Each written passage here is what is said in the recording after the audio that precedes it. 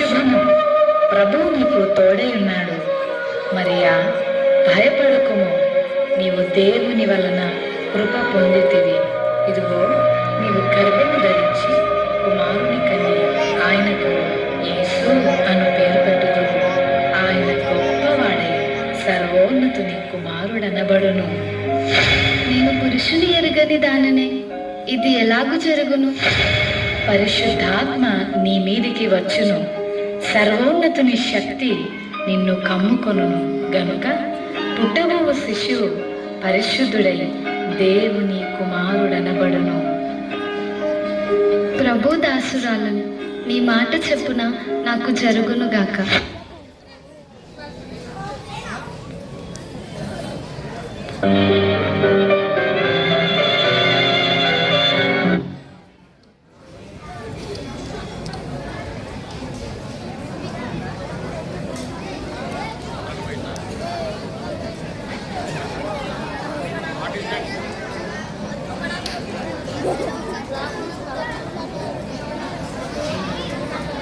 ఉన్నతుని శక్తి నిన్ను కమ్ముకొనును గనుక పుట్టబోవు శిశువు పరిశుద్ధుడై దేవుని కుమారుడనబడును. ప్రభు దాసురాలను, నీ మాట రహస్యముగా మెరుగుడనాడని ఉద్దేశించాను. అతడు ఈ సంగతులను గురించి ఆలోచన చేయుచుండగా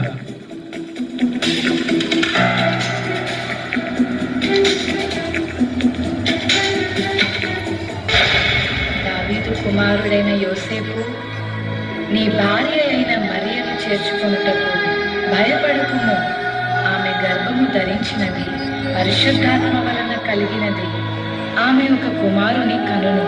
తన ప్రజలను వారి పాపముల నుండి ఆయనే రక్షించును గనుక ఆయనకు యేసు అను పేరు పెట్టుదువు. యోసేపు నిద్ర మేలుకొని ప్రభువు దూత తనకు ఆజ్ఞాపించిన ప్రకారం చేసి తన భార్యను చేర్చుకొనెను.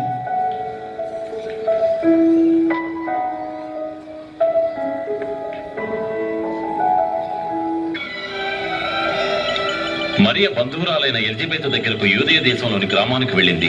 ఆమె కూడా దైవకృప వలన గర్భము ధరించి ఉన్నది. ఎలిజబెత్, మరియా, మరియా,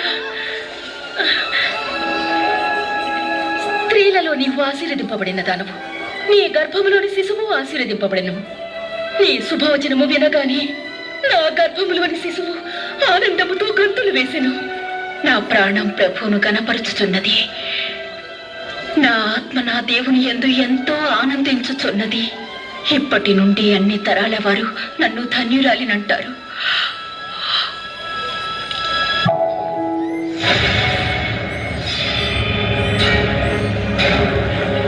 ఇందు మూలముగా 50 మంది ప్రజలకు తెలియజేయమనగా, ప్రజల సంఖ్య రాయవల్లని కైసరు ఆగస్టు నిర్ణయించడం వల్ల ప్రజలంతా తమ తమ స్వగ్రామాలకు వెళ్లి ప్రజా సంఖ్య రాయించుకోవాల్సిందిగా తెలియజేయమని.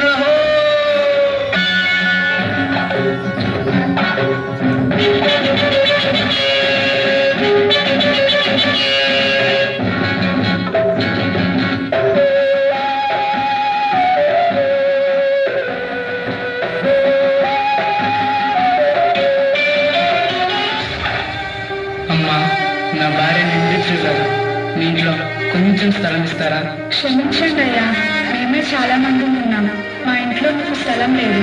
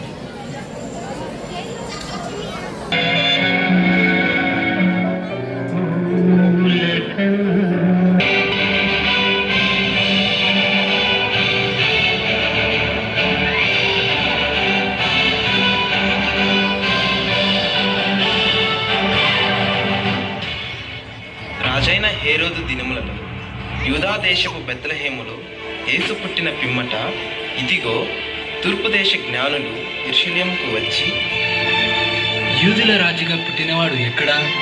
తూర్పు దిక్కున మేము ఆయన నక్షత్రమును చూచి ఆయనను పూజింపవచ్చితిమి. చిత్తం మహాప్రభు. క్రీస్తు ఎక్కడ పుట్టును?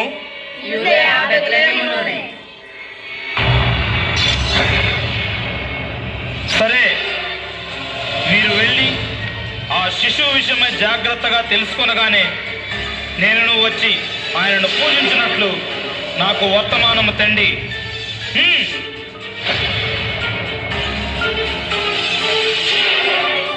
నేను ఓటమి ఎరుగని హెరోదు రాజును మరి ఒక రాజును పూజించడమా? అసంభవం.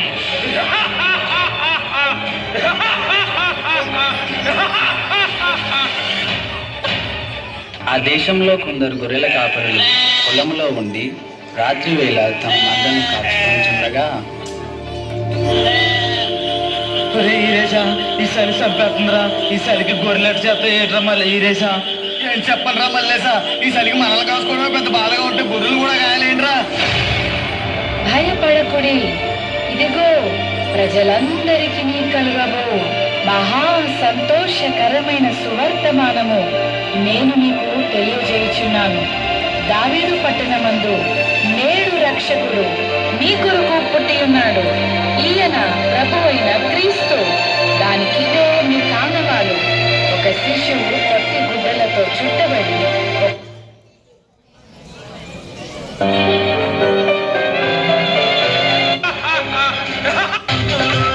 పట్టణమందు కలుగబో మహా సంతోషకరమైన సువర్తమానము నేను మీకు తెలియజేయుచున్నాను. దావీదు పట్టణమందు నేడు రక్షకుడు మీ కొరకు పుట్టి ఉన్నాడు. ఈయన ప్రభువైన క్రీస్తు. దానికిదే మీ కానవాలు. ఒక శిశువు పొట్టి గుడ్డలతో చుట్టబడి ఒక తొట్టిలో పండుకొని ఉండుట మీరు చూచెదరు. మన కోసం బెత్లెహేములో యేసే పుట్టాడంట. అవునా మల్లన్న? బెత్లెహేములో మన కోసం యేసే పుట్టాడంట. రండ్రా రండి, ఎలా రండ్రా? త్వరగా వెళ్ళి యేసే చూద్దాం, పదండి. పదరా పదరా పదరా.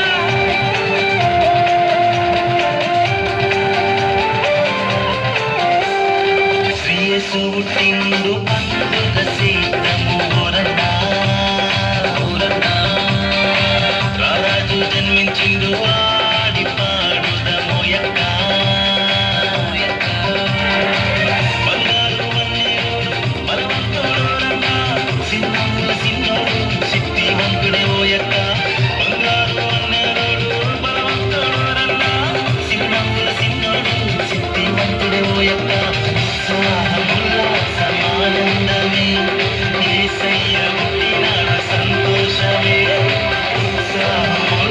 సమానందమే యేసయ్య పుట్టినాడు సంతోషమే. వీళ్ళంతా ఎక్కడికి వెళ్తున్నారు? అదే నాన్న, బెత్లెహేంలో మన రక్షకుడైన యేసయ్య పుట్టాడంట. అమ్మా అమ్మా, ఆ యేసయ్య నాకు కూడా చూపించవా? తప్పకుండా చూపిస్తాను, పద వెళ్దాము.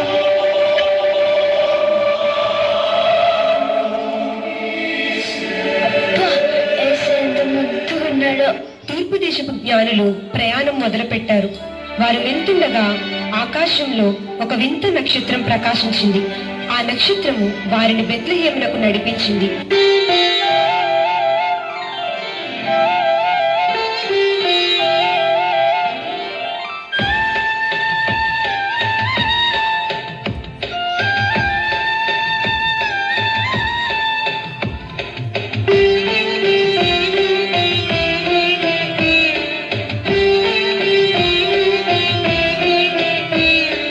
తూర్పు దేశపు జ్ఞానులము చుక్కను చూ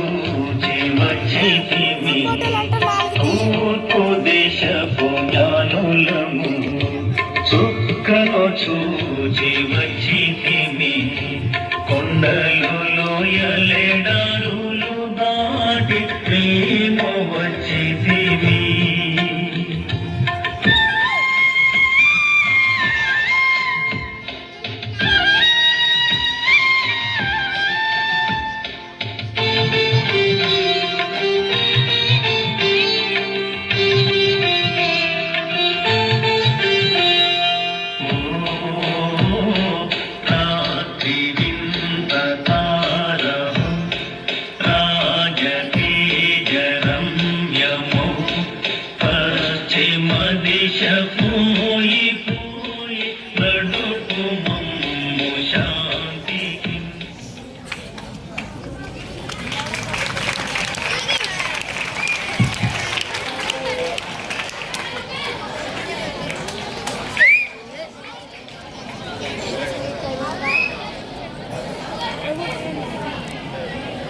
ఏమి దీన పిల్ల